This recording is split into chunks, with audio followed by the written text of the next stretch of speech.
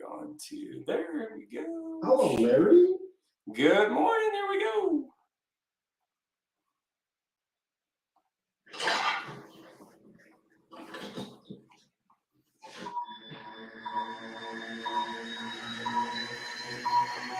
Ready, set, go.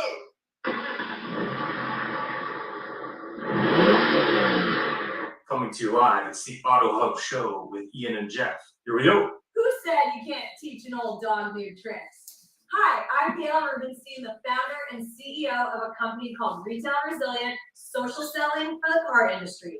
And we help auto dealers, auto agencies, and vendors in the auto industry sell more cars, service more cars, and make more money using our social selling strategy. That includes TikTok, Instagram, Facebook, LinkedIn, and anything else you can think of. So if you're looking to invest thousands and make millions, we're definitely the social selling company for you.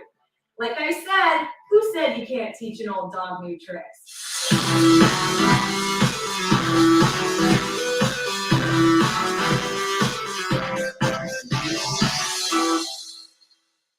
I was at Larry Coleman's seminar.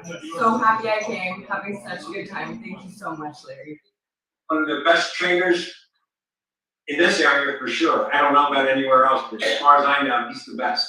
So, told you, take advantage. Thank you for having me. I'm at Larry Feldman's seminar, and what I found is that what he's really good at doing with his knowledge and with his training, he's not filling a bucket, he's lighting a fire.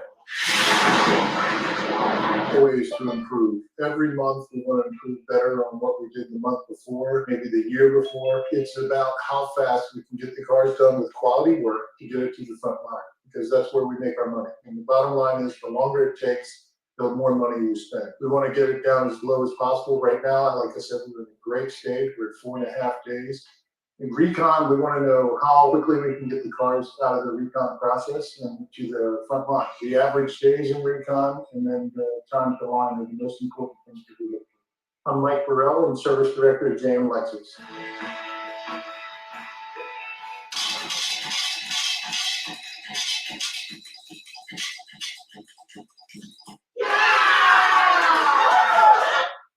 Good morning and welcome. And just got to present this. Good morning, everybody, or afternoon, depending where you are. So I thought I would do some books just on women in leadership for the Women in Leadership show. There's many. These are 3 that I hadn't really seen too much, so I figured I'd choose them. Women in Leadership, nice girls still don't get the corner office, and How Women Rise. So if you haven't read them, those are ones that are supposedly very good. I haven't myself, but disclaimer, Jeff, go ahead. Good morning, everybody, and thank you for joining us. Before we do the disclaimer, do our mission statement, which is trying to make dealers better one show at a time. And boy, oh boy, we're going to have a great show here with some people that know how to make people better. We're just so thrilled. And they happen to be women, which is the better group of people anyways, right? Exactly. And of course, our disclaimer is very important here because Larry's in live. Hey, just kidding, Larry. Is the views and opinions here in the show are those of our guests, not necessarily that of the Auto Hub Show or Jeff or another time. Yeah. And feel free to take a look on our website at autohubshow.com if you didn't read it. And then, of course, the show is Getting to the Top Masterclass for Women. And a special thank you to our our Square sponsor and our sponsor on live, of course, 2 of our sponsors on live, VidCalls, and of course, Larry and Gail. Thanks for coming on. So go ahead, Mr. Jeff. Well, thank you. One thing I have to comment, Gail, in your video there, you can see that when there's the gentleman and the woman and the gentleman there, the guy facing the deal, he's sitting there going, nah, I'm not pleased at all. And then, of course, whenever a Larry slide comes on, he looks down because he's so shy. So we have 4 extremely dynamic ladies on today, and this is the Women in Auto Masterclass. And basically, no, it's not a class, but it's to give you hints on how to move forward. And we all know that the car business is not exactly known for its openness to women, and you'll all share how your journeys came there. And so we're very excited to have you on here. I'm going to introduce our guest and ask you just to answer this first question. Actually, tell us about yourself and your business. I started this business as a blank, and my road to where I am now was due to blank. First guest, well, the first person who logged in this morning was our very good friend Brooke Furniss from Chicago, joining us. And by the way, I'm at holidays here in Mazatlan, Mexico. So that is why I'm wearing my palm tree shirt with a palm tree in the background. And Ian's up there freezing his butt off. So Brooke, please tell us about yourself and answer the question. Yeah, I am Brooke Furniss. I am the CEO and founder of BZ Consultants Group. And at the end of the day, our whole goal at BZ Consultants Group is to inspect what should be expected out of whether it's a vendor or a partner. And anyone that knows me knows I'm really key on differentiating the two, because there are a big difference. A vendor is someone that's, I'll say, that takes advantage of a client and a dealer, and a partner is someone that actually has the best interest of the dealer, and we're there just to give the time back to the dealer. We've been called a lot of things. We've been called a fractional CMO, we've been called a chief marketing officer, but we're really just there to give the time back to the dealer. Let us inspect those reports, tell our product analysis, look at to say, hey, this is working, this isn't working. We really don't care who you use. We're just gonna look at it and say, this is working, this is not, and work with you all to help whoever it is and get you on the right path. So a little bit about that's who I am. Do have a podcast called Fact Not Feelings. Hence everything goes back to that. It's just that looking at the data and working the data. So to your question, I love these questions. I was looking at them beforehand. I was like, man, these are awesome questions. Love thinking about them. So I started the car business as a strategic, it's a mouthful, but what really is, it was a consultant for a CRM company. And we would go in and not only work with the CRM and look at the data and help them with the tool, but also with their processes. And my road to where I am now, honestly, when I look at it, it's based on dedication. It's going to be based on hard work, listening to my clients, listening and learning from the industry, and continuously learning and improvement. And honestly, a genuine desire to help others. That is first and foremost. If I can't help someone else, I'm not listening and hearing to what my clients need and how I can help move the industry forward. I'm nowhere without any of that. Wonderful. Thank you very much. That's great. I now know more about you too. So next we have Kasica, who is I got to become a very good friend of ours. We've met her at shows, etc. And just a really dynamic person who's got a great story in the business as well. And so, Kara, introduce yourself, your business, and of course, tell us about you starting the business as and my road to where I am now with you too. Yeah, so good morning. Great to see you guys again. It's been a few months, and it was wonderful doing your show when we were at the Auto Remarketing event. I head up the sales team here at Nation Safe Drivers, which is an F&I company that I'd say our sweet spot is roadside assistance, plugging that into many F&I products for F&I providers in the industry, as well as for insurance carriers who have auto insurance, plugging roadside into that. What's interesting about what we do here at Nation Safe Drivers is we have really great partnerships with F&I providers across the industry. And I like how Brooke laid it out, partners or vendors. We definitely hone in on a partnership and not necessarily considered competitors of these F&I providers in the industry, but very complementary. And also, I think what's fascinating for me is I started the industry in 1998, and I was in grad school, and a woman that I was in school with, brilliant lady, she had just joined.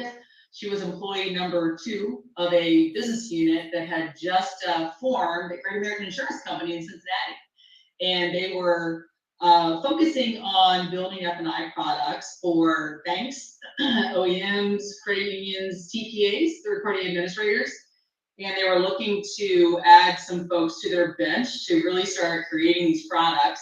And she asked me if I'd like to join the team. And I will say it's been interesting because a lot of the folks who started early on in the late 90s and in 2000 are still in this industry. And they've moved on to do great things. 2 of the women who are my peers are presidents of F&I companies in our business. And it's been really fun to watch them play. For me, my road took me into sales. I really enjoyed everything about it. I enjoy the competition. I enjoy the conquest. I enjoy, again, Brooke, I'm gonna plagiarize you, I enjoy being a partner, listening and hearing what our clients want and finding a way to deliver where it's, and I know some people say there's never a win-win, but I believe that there is a win-win, and there's a win-win for both of us.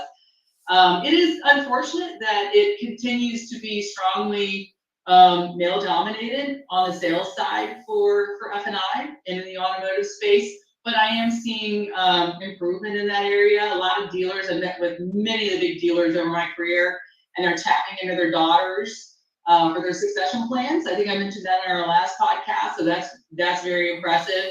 And in my role here at NSD, as I'm working with other TPA providers in the industry, I'm seeing more and more women showing up in the boardroom. So happy to see that as well. Great, well, thank you. It's a great story, and what I really like about our show is everybody's from different segments of the business too. And so speaking of a different segment, our next guest is Sarah Valentine. Yeah, first time I ever met you, I always thought it was Valentine, which nobody's ever done, right, Sarah? And if you could introduce yourself, your business, and answer the question, please. And thank you so much for joining us. It's a pleasure to be here today, and I feel like, gosh, we were just all together at NADA. I can't believe it's already March, but hi everyone, I'm Sarah Valentine. I'm the Vice President of Sales for Quantum 5. We are the first ever sustainable training tech in automotive, and it's been an incredible journey being part of this company. To answer your question in terms of where I first started in the business, so I joined the auto industry back in 2009. I had completely different ambitions and plans at that time. I have 2 bachelors in studio art and art history, with art history really leaning into the archaeology side, and I had full intentions to go do field research and go off and be Indiana Jones. Of course, 2008, some changes happened in the world, and in 2009, people with PhDs were taking unpaid internships. So I decided, all right, you know what? I gotta make a living. This isn't gonna work clearly unless I go back to school and invest more money, which again, people with PhDs weren't doing so hot at that time in terms of income. So I walked into a car dealership, and the rest is history. So I started in sales and moved into business development strategy. That has been probably the cornerstone of my career for the last decade plus. And then 2 years ago, decided that there's more opportunity in this industry to really be, as Brooke said, a partner with dealers and a partner with their organizations. And so I've been so passionate about helping people, about elevating the customer experience, about retention of employees and customers. And 2 years ago, joined this company, and it's been incredible ever since. As far as some of the people along the way that really believed in me, I have to credit so many different women over the course of my career for being the inspiration and showing me the ropes. I had some amazing women that when I was really just trying to find my way in the industry as a young 20-something-year-old, they really showed me what was possible at a dealership, and I have to give them credit. There were some amazing mentors I'm still in touch with, still get advice from to this day. So it's amazing. It's an amazing business, and it's an amazing business for everybody. Terrific, thank you. It definitely is an amazing business, and we appreciate you taking the time. It's also nice to have somebody on that started in sales and work their way through the process. I'm a big believer to say work their way up is not necessarily the answer, because it's a different place in the business. Sales is, no offense, but if the business development team goes on strike for 2 months, the business doesn't stop. But if salespeople stop, the business stops. Last but not least, we have somebody I've known the longest of just about anybody here, a very good friend of the show, a friend of mine, and of course, well known to all auto hubbyans, is also our longest standing sponsor, is Gail Rubenstein from Retail Resilient. And Gail, please say hi. You need no introduction, but go ahead and tell us a bit more about yourself and answer the question, please. All right, so hi everyone. I'm the founder and CEO of Retail Resilient. We provide social selling services in the car industry. So what does that mean? We train auto dealers how to do organic and paid social media in-house. If they don't want to do it in-house, they can outsource to us. So we have a marketing agency as well. But our goal is really to educate auto dealers how to, you know, build strategy and do all of the paid social in-house to generate leads and sales. I actually got started in this business as a $5 an hour employee wholesaling cars from Canada to the US. Built a multi-million-dollar operation and was like, wow, I get $5 an hour and I'm 16 years old. So that's how I started in the car business. I wrote their operating manual, trained their people, hired their people. Like it is my skill set. It is what I am good at. And I was making no money, and I was like, wow, you can make a career in the car business. So, la-di-da, 25 years later, I now own my own company. And kind of what took me down that road is not, I mean, yes, I've had great mentors in the auto industry, like Sarah said. There are a lot of women that took me and showed me the ropes and like moved me up in my career. But there's two other things. So one is I do a lot of mindset healing work, like mindset energy healing work. And I won't get into the super details, but it takes a lot of energy and mindset to get where you want to go. And the other item is just a lot of the people I chose to work for. So even though they interviewed me, I interviewed them. Are they right for me? Will they grow my career? Do they actually care about me? So I've never worked for someone that didn't really actually care about me. I interviewed them as well, which is what got me to where I am. So that's my story. Perfect, thank you so much. I have to tell you something. One thing I've always found about hiring women and dealing with women, men are like, you know, pick me. Women are, let's pick each other and I'll let you know. And forgive me if I'm doing this the wrong way. It's like dating. Let's pick each other and I'll let you know. It's 100% true. Like you'll sit, I'm sure as everyone been on here, the interview process before you will, I won't even say sign a client, but you'll go through it. If you don't fit my little, I don't know what word I want to use here, but it's like, no, it's not worth it. And if at any point during, even if you're on board with a client, if you do something that isn't in line with our values to one of our employees or goes out of that, I'll get both sides, but I'll drop you because it's not in line with the value statement. And no, it's not worth it. So I'm sure everyone on this panel will be like, yeah, that's pretty much the same. It's not worth it. Yeah. 100%. Yeah, it was interesting because as you know, I do a LinkedIn event for each show, and I'm always, you know, really inviting people. LinkedIn only allows me to invite 1,000, but as I do that on a weekly basis, I constantly look at sort of the mix of my personal network in automotive. And what I'm noticing is that number is now maybe about 30% women in auto in one type or another. And I think that number is increasing because as I've looked at it over the last 3 years, I would say that there's not only is my network changing, but I think also the amount of women in auto is changing. And I think that's a good thing. So, you know, obviously you've been doing auto for a long time. Is the business easier for women today than it was obviously when you started? Let's start with Tara on that one. Wow, that's a tough one. Is it easier today than it used to be? There are a lot of pressures right now in the automotive industry, and I'm going to look at it just through the lens of working with big dealer groups. Been working with big dealer groups over the last 8 years, and I would say that the pressures for large dealer groups around macro and microeconomic factors, around mergers and acquisitions, around obviously all the stuff we've all heard about with chip shortages and now interest rate increases, inventory is finally coming back, and now people can't afford cars. When I started in the industry in the early 2000s, dealers were cranking along 17 million cars a year, and everybody was pretty happy.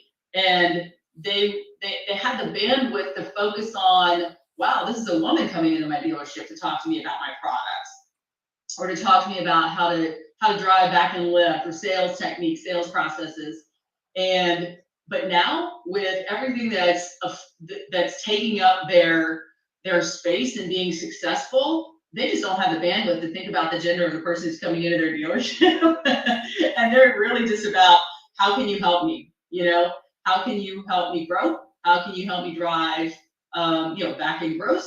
How can you help my team be more efficient with sales practices and driving F&I products, exposing them to every single consumer, with the consumers having less of an attention span on hearing about many of the products the dealer wants to offer that bolt onto the car. How do the dealers circumvent that with a lot of the research that's done beforehand with online buying? How do they become relevant in that space? So these are all emerging challenges that dealers are looking for assistance in solving. And I think that gender's being really taken out of the equation. And with my male colleagues, with my team members, when we go in, it's just about rolling up your sleeves and having those substantive conversations. Interesting. Sarah, what do you think? I think, as Tara said, some of the situations today are a little different than they were when I first got into business. And I think for men and women right now, top of mind focus that dealers, OEMs, really anybody is looking at is employee retention across the board. Right now, automotive has a lot of competition out there when it comes to jobs, when it comes to lifestyles, when it comes to what people are looking for in their careers. And the important piece that when I first got started in the business, I will tell you, I came in as a sales consultant with 14 other people. This dealership had a turn every 90 days. They would hire another 14 people. And the intention was to keep maybe one or two of them. And so you talk about Hunger Games. That was the reality of how employees were hired back in 2009 in dealerships. And they didn't really care to get to know you or what you wanted out of your career or what you wanted long term. They looked at you as, okay, you're either going to make it or you're not going to make it. And it's on you mentally if you've got what it takes to be part of this business. And even back then, I mean, one of the things that motivated me so much was, okay, these people have a seat at the table. They're making a great living for their family. They're making a great living for themselves. They're getting commission checks that are crazy for somebody that's fresh out of college and 20s. I'm looking at some of these income opportunities and I'm going, okay, yeah, that sounds like a great opportunity for somebody like me. And I don't see any reason why I can't be part of that. Today, now you've got people and employees that are looking at not just your business, but they're looking at all kinds of other industries that are offering benefits, that give balance, that provide services to their people to cultivate them both mentally, emotionally, and professionally. And so dealerships, the retention number, there's real revenue behind that if investing in your people doesn't get your attention, then the loss in gross profit should.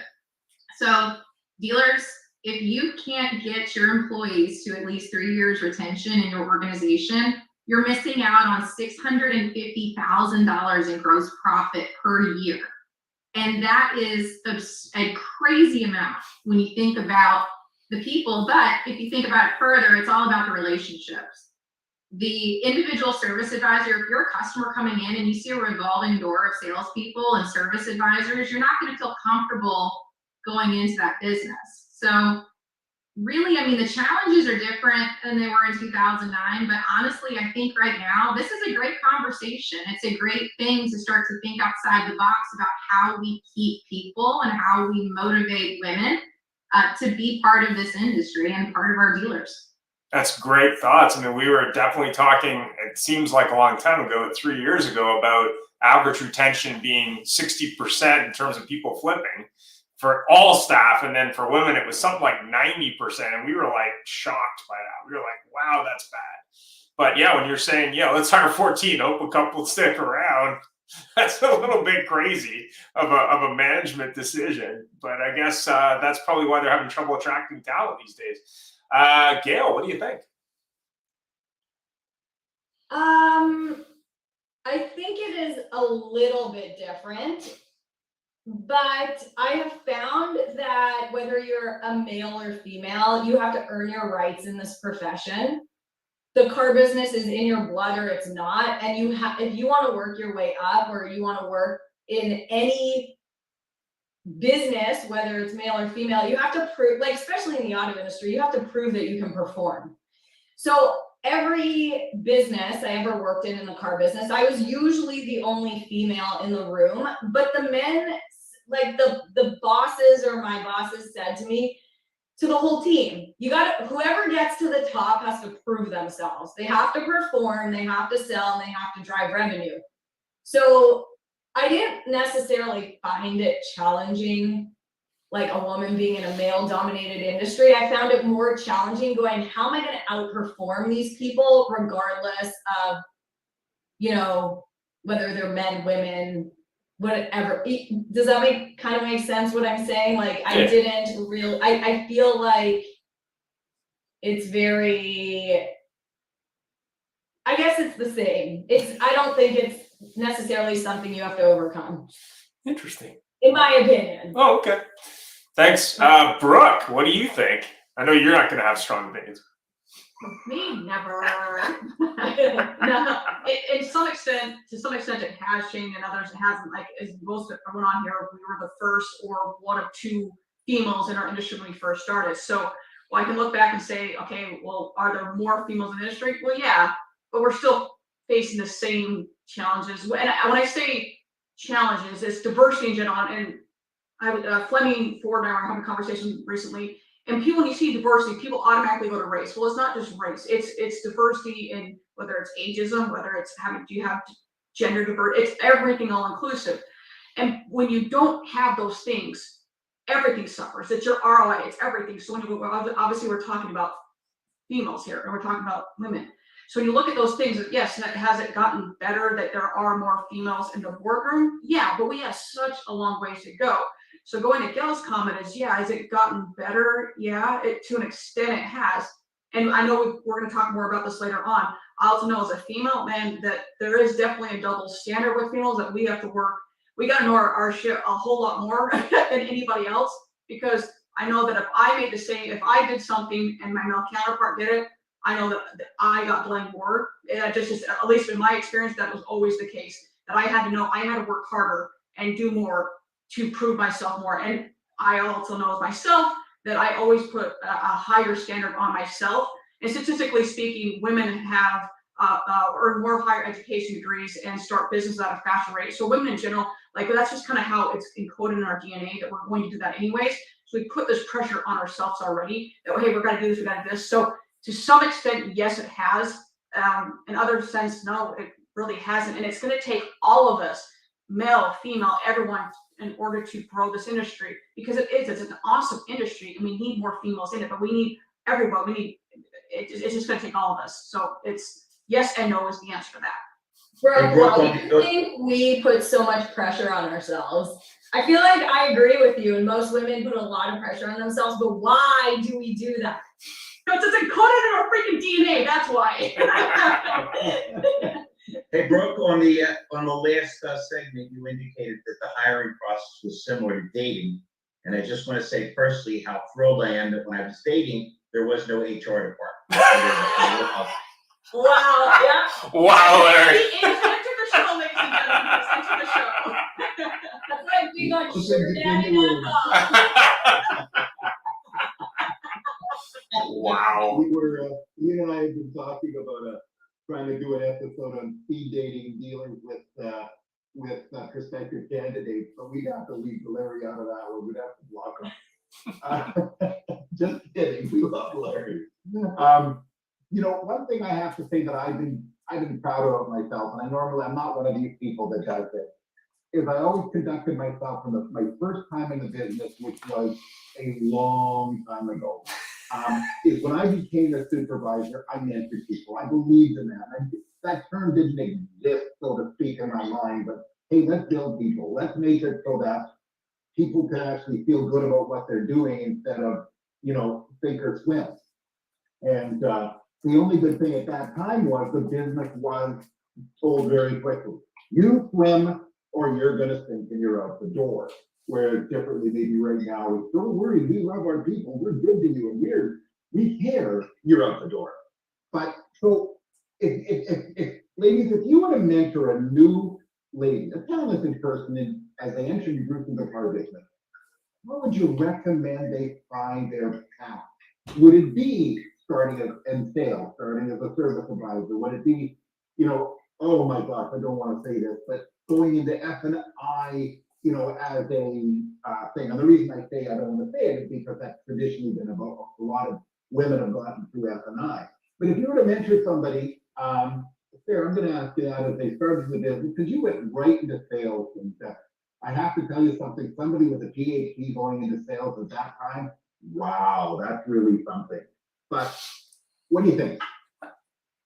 Well, it's something that I think the biggest piece that I missed early on in my career was just knowing what the journey was, what roadmap was available to me, and what options I could choose. And so, with my company, Quantum Now, one of the biggest components that we really shine a light on is the development of the person in terms of where they want to go and how they want to craft their individual journey in automotive. So we have a very specific gaming element. If any of you have played certain types of games, there's always a task that's associated with some kind of reward. But usually in a gaming environment, you have some kind of map or some kind of area that you can see the progress and you can see what the next step in your skills are. And you can see like, okay, cool, I got 5 hit points and I increased my stamina, whatever. Those types of things are really absent in a lot of dealership organizations. And so when I think about the women that I'm mentoring and the conversations I'm having with new people in automotive, what I want to get to the bottom of is, okay, you can go in a variety of directions. If you want to go into accounting, if you want to go into the BDC, if you want to own your own dealership, how do you get there? Or what are the steps available? What are the skills that you need in each of those jobs? How do you acquire those skills as you develop? So for selling cars, yeah, I got to be good at sales, but what does that mean? At the end of the day, what are the skills in selling that I need to master as a salesperson to communicate effectively with my clients and then also with my management?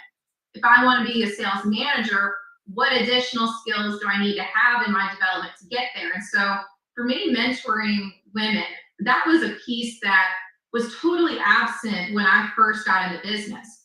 It was kind of like a blank map where I had no idea what was available. And as I kept going and trying different things, it was like, oh, wow, wait a minute, I could do that? Oh, I didn't even realize that was an option. And so you take it from being in a fishbowl to being in the ocean, and that's just so much more impactful when you have those kind of resources and you have that ability to really see what's available across the spectrum. That, I have to tell you something, for you is just second nature, it's no big deal. If you could see above my shiny bald head, there was a giant light that came off. What a brilliant idea. Could you imagine somebody joining a dealership, again, forgive me, as a receptionist, to say, listen, the reception job is actually very important, and it is. We all talk about it, the dealers say it's the most important, but they never pay. And if they could pay $5, Gail, they probably still would pay $5. But could you think about that? Would you join as a receptionist? What's your goal? Well, I don't know. You could move in through X and then Y and then Z, and here's an actual path. And as you're doing this, I think about the things I play on my phone right now where it literally shows me the path, and I go, oh, what path that to the purple section? Same old thing, but it's just a path. And so Gail, what do you do? And I know you're really truly a mentor. I've seen many of your people, and I know every morning that they look at you and they swear allegiance to the Gail. But tell me, what do you think about this? If you were to mentor somebody new into the business, what would you do? I would do a couple things. The first thing is similar to Sarah. So I would ask them, what is your long-term goal, to find out if they have a long-term goal, right? Do you want to own a dealership? Do you want to be an entrepreneur? Are you looking to hit a financial goal? and then start to roadmap the options to get there. Because I've been on the vendor side, I've been on the retail side, I've been on the wholesale side, I've worked at 5-year pay here, I've been in a new car store, a used car, like I've been around for way too long. So whatever their ultimate goal is, their ultimate goal might be, I want financial independence, I want to feel financially free. Okay, well, you could do that as an F&I manager. You could do that in multiple positions and just kind of walk them through a roadmap to get there. But then the second thing I would also ask them to do is like tune in intuitively. Like, you know your higher self better, and really ask yourself, like, what do I feel good doing? What brings me joy? What brings me happiness? Because I have done jobs that did not bring me any joy, any happiness, and just gave me anxiety. So I think it's really important that they like tune into themselves and really say whether they like it or not like it, because I spent way too many years doing things I didn't like to do. So those are my two mentorship pieces of advice. Well, you know, it's funny because so many of us, you know, I don't know a lot of car people that said, I want to get into the car business as a car salesperson. I mean, I've been doing this way longer than I want to admit it. You know, I was going into public relations and advertising and broadcasting until I discovered you had to spend, you know, 15 years up in the middle of nowhere, you know, where there were 6 listeners.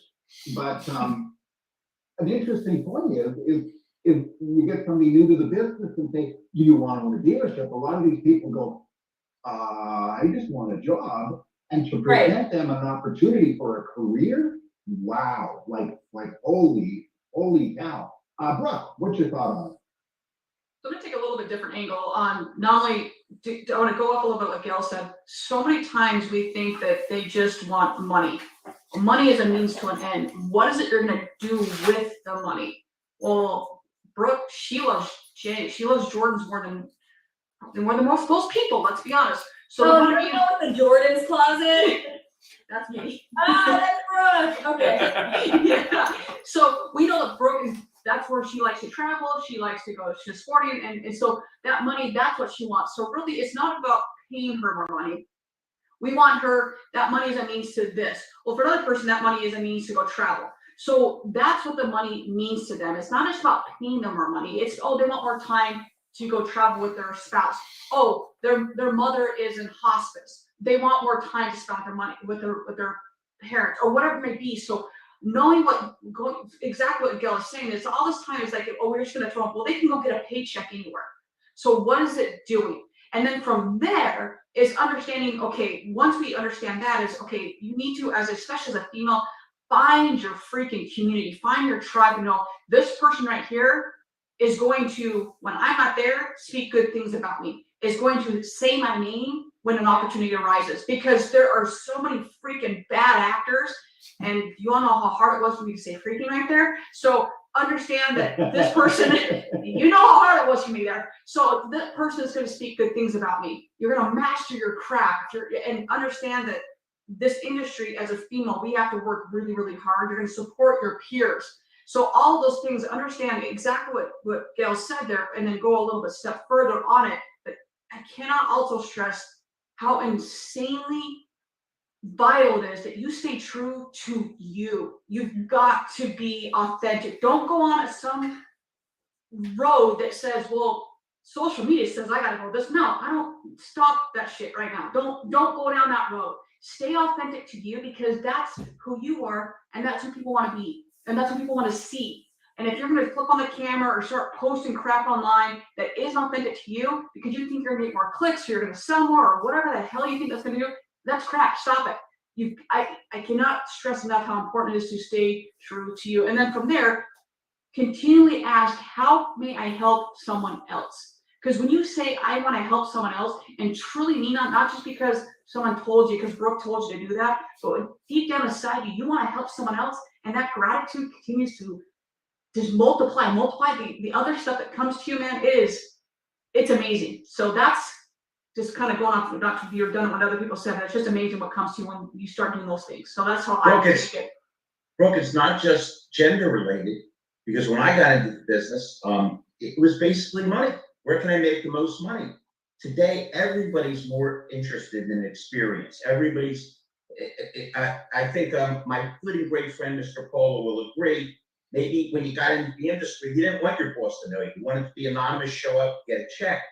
And today, everybody's a lot more touchy-feely. Everybody wants to feel related and listened to.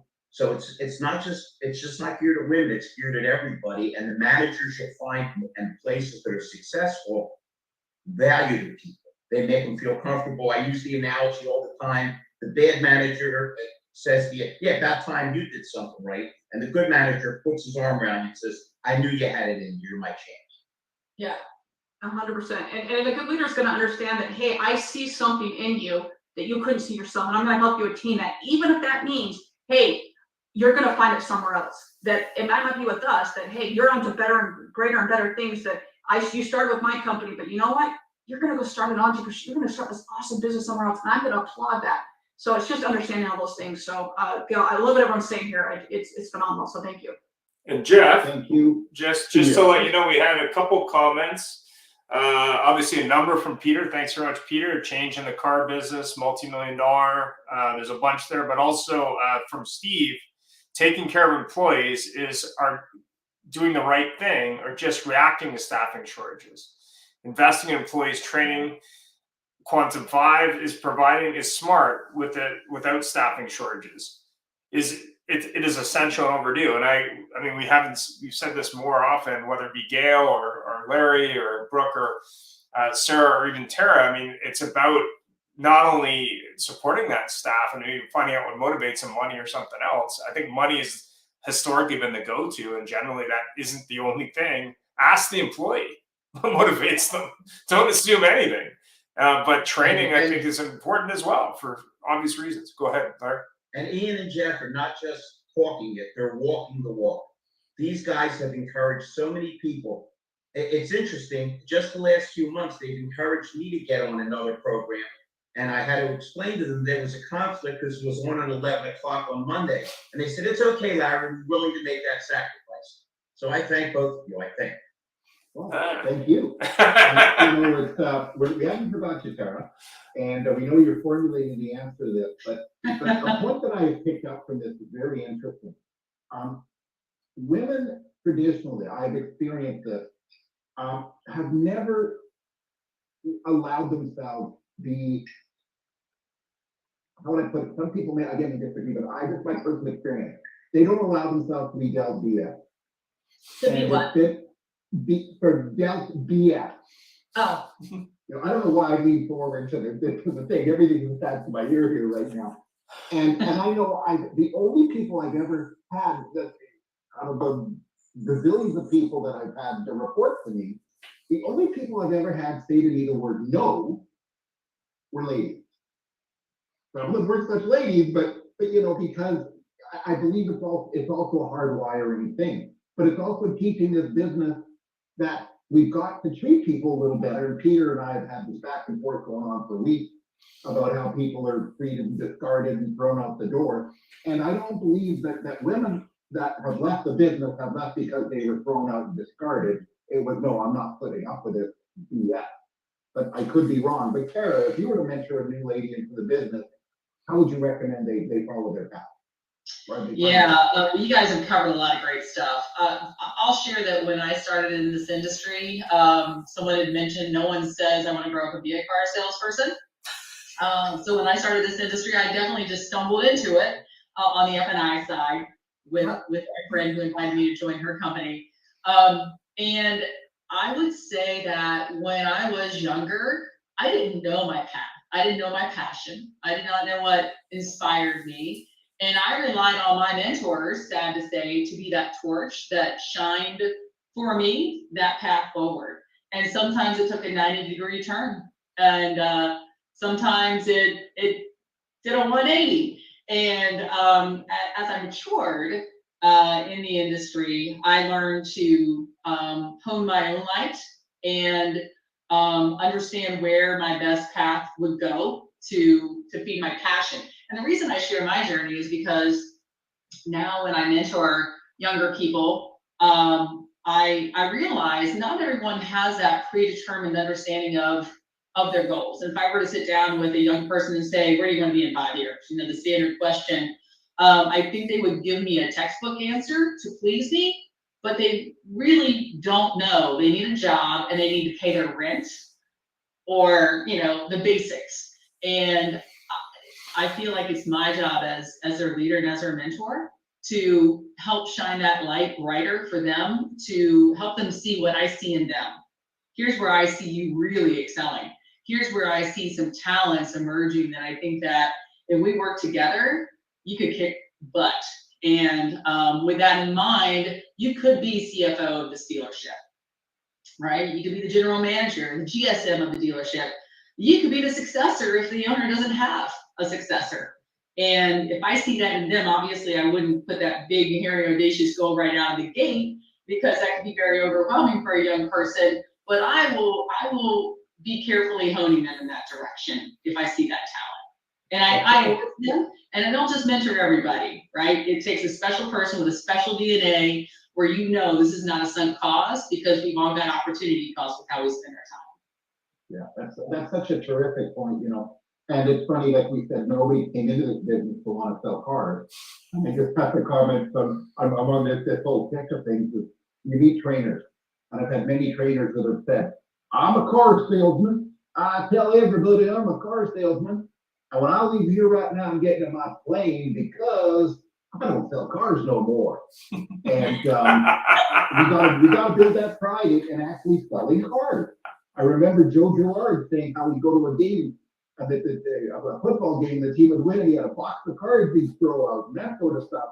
Maybe a little bit of pride in the business, but Ian, next question. Another comment from Steve: being mentored or providing mentorship both just conveys a willingness to learn and grow, and that's why we all intuitively desire.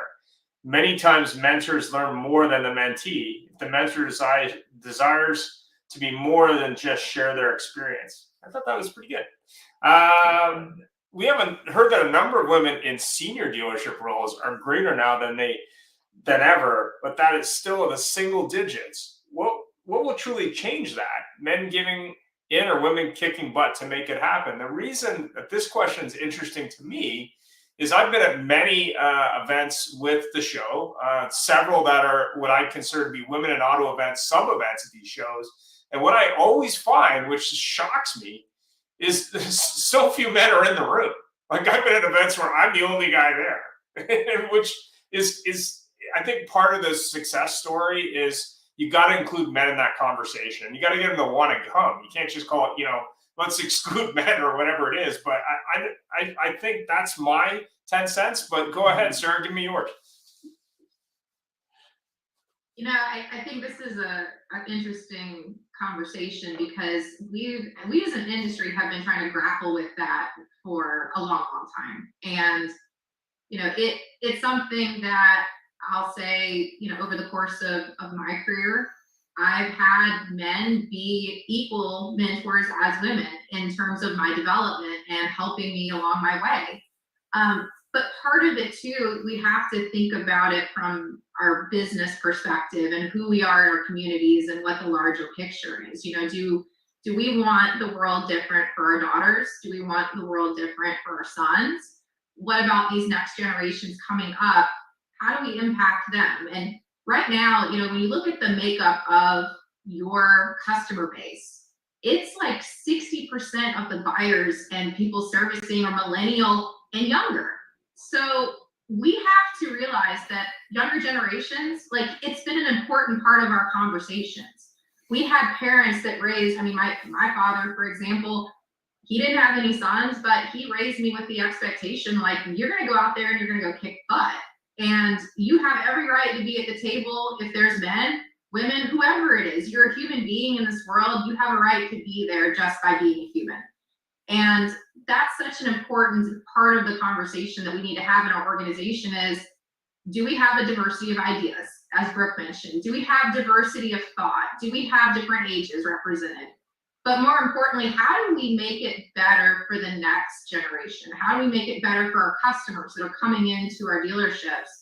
Do the things that we're doing serve them? Because at the end of the day, if it doesn't, the answer is going to reveal itself. Our businesses are going to shutter. We're going to have doors closing. You're going to be acquired. There's going to be things that happen if you can't develop those pieces. So I think, you know, as a woman in this industry, we just still have to take up space, and we have to be at those conversations. We have to find our men in the industry. We have to find other women in the industry that are wanting the same things, which is to make this industry better and be more inclusive and be better for the next generations coming. If we can find like-minded people that have those same goals, how we go about them might be different regionally, it might be different in dealerships, but we just need to continue moving the conversation. Thanks for all that. Oh, that's a lot. Appreciate that. And kudos to your dad. You may also want to know that Jeff has 2 daughters, so he probably has some strong opinions here. Retail, resilient. Gail, what do you think?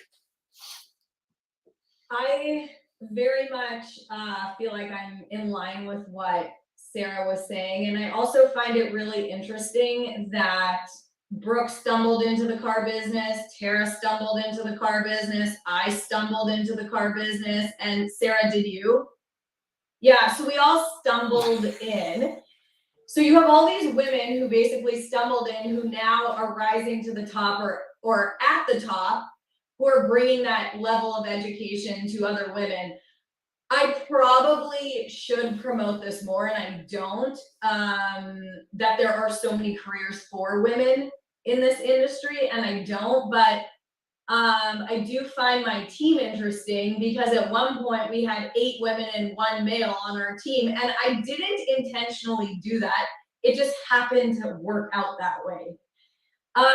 So I think conscious awareness of what's available out there, and kind of what Sarah said, like you find your, and what Brooke said, you find your people, find your tribe, and there is Women in Auto. I've participated in Women in Auto. I've been a speaker at Women in Auto. And they actually asked me to not speak about the car business. They asked me to speak about energy healing. And I was like, you want me to talk to women about energy healing at a car conference? Okay, but I actually think that would be more powerful if I talk about energy healing to the men than the women, to be honest. So just, yeah, that's my 2 cents. Oh, interesting. Tara, did you go to that energy healing session? No. But yeah, that's what Women in Auto asked me to speak about. And I think, you know, like, Who your target audience needs to be. no, I talked to the group about using your voice. So let's say you're in a room with men. How do you use your voice and your voice energy center to properly communicate to a room of men, so that they understand you and respect you? That's really what it was. It's like, how do you clear your voice chakra? Like, it was, I was like, okay, here we go, let's do this. I've never heard of that, but it makes a lot of sense. Yeah. So Tara, what do you think? Other than energy healing, not to say if that's bad or good. I forgot the question at this point. Right. Back on energy chakra. Well, we're saying that you know, obviously the number of women in senior executive roles over the last, call it 10 years, has improved. What do you think we can do to enhance that, or grow it faster, or change that demographic? I mean, I'm not saying 50-50 is the right mix. Maybe it's 60-40. I don't know. I mean, The 2 words that came to mind right when you teed that up are confidence and confidence. And I run into a lot of terrific women in the industry who have built their career within one dealership group, and they absolutely have full confidence. But the common denominator, again, with many of them is confidence, surprisingly. And I compare them to their peers who have risen to the number 2 jobs and the number 1 within those dealer groups, and they have confidence. And I wonder why.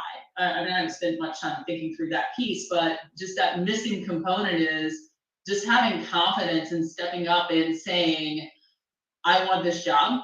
I'm ready for this job. And hey, this ain't the only game in town. I can find this job over there. And then, you know, moving yourself in a direction where you can be most marketable. And I think that sometimes, oftentimes, I see women get stuck from loyalty to one dealer group.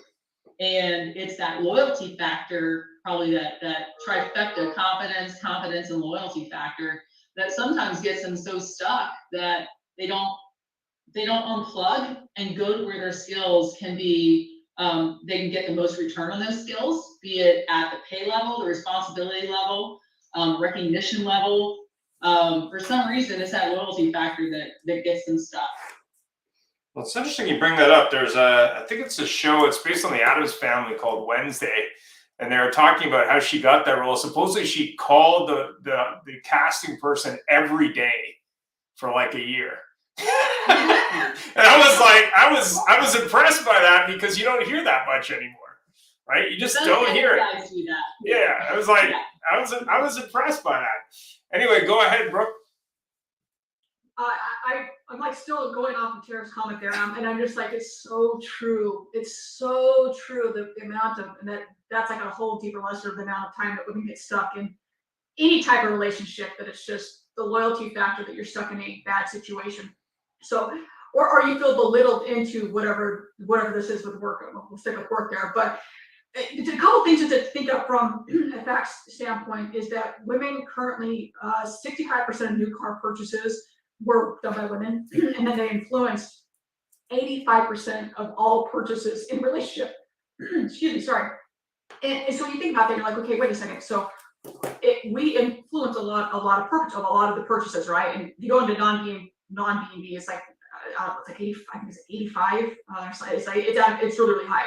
So then we're looking at, okay, so does it take, it's already been said on here, it takes both of us, because if we can sit there and pound our chest about, we need to be more involved, we need to be in boardrooms, we need to be in this, well, then we're literally just screaming at the wall, and it does absolutely nothing, because it takes both sides. Ian, you so poetically said this, is that you go to these conferences and you're like, and there's literally not a single other male in the room. Like, what are we doing here? It cannot be, it's gotta be both. And I've seen so many organizations that do a phenomenal job with this, where it's, okay, but how do you get there though? You can't just be like, all right, we're gonna start picking people out and throwing them up there that are unqualified. Well, no, you can't do that. You start small. If you wanna hire X, you have to hire X. And then train them, get them, but you have to have that at the very foundation and work that up. You can't just magically do it.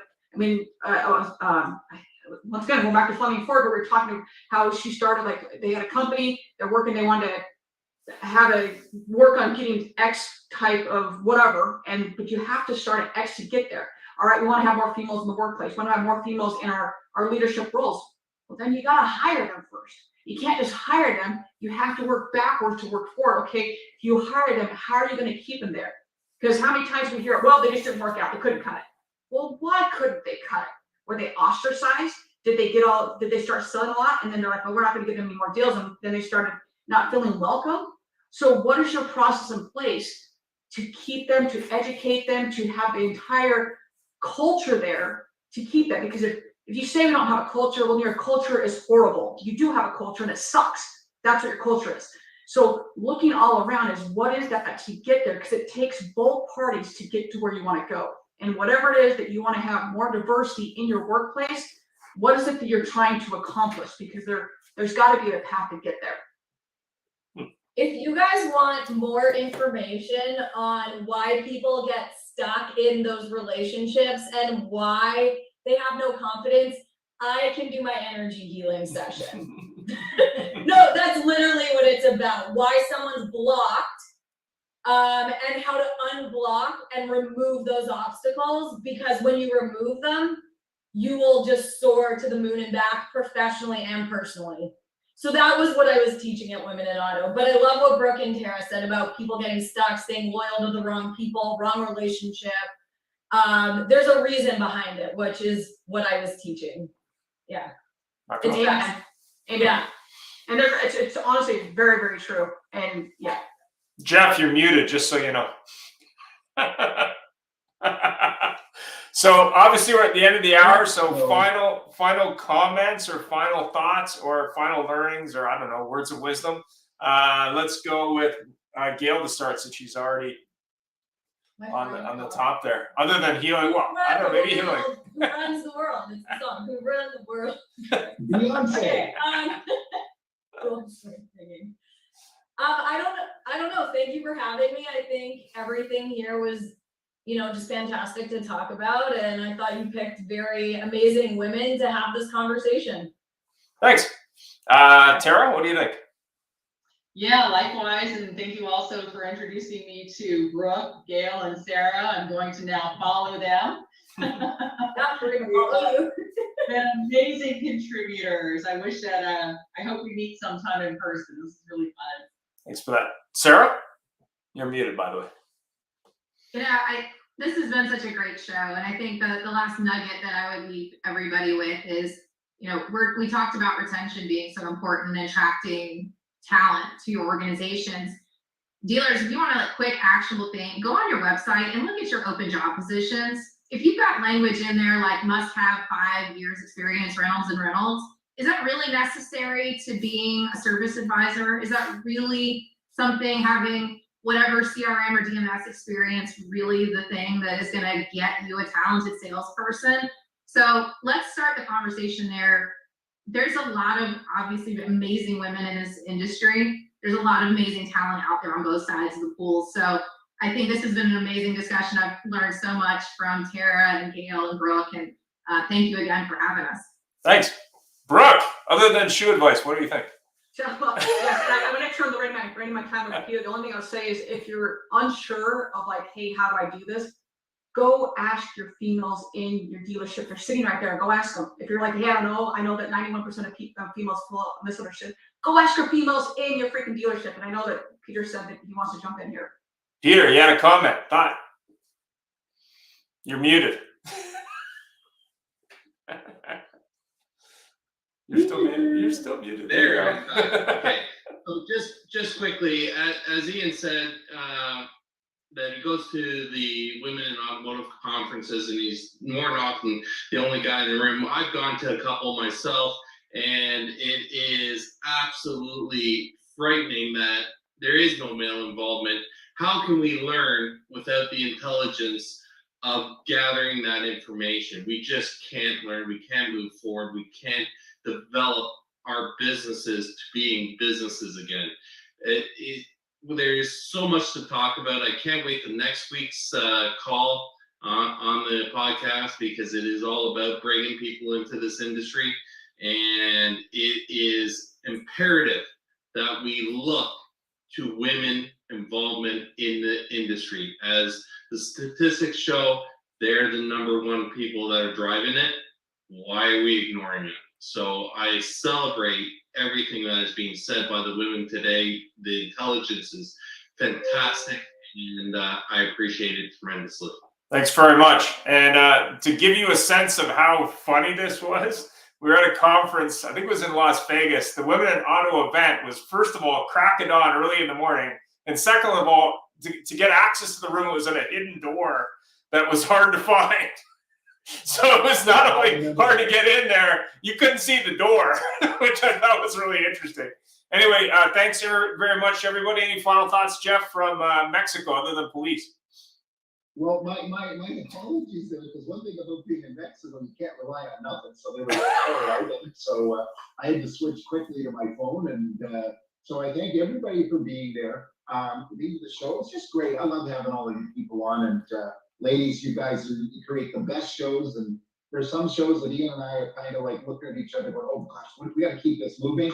You guys have such great information. My final comment on it is it was funny enough, Sarah, you mentioned about going in and seeing your hiring process, etc. I reposted something yesterday of some person unrelated to the car business that basically said CEOs and everything, you should actually go and pretend to apply for your company and see what kind of a silly process you've got and the hoops that people have to jump through. And if you make people jump through hoops where they don't get a response or they don't get anything, can you imagine what it's going to be like to work there?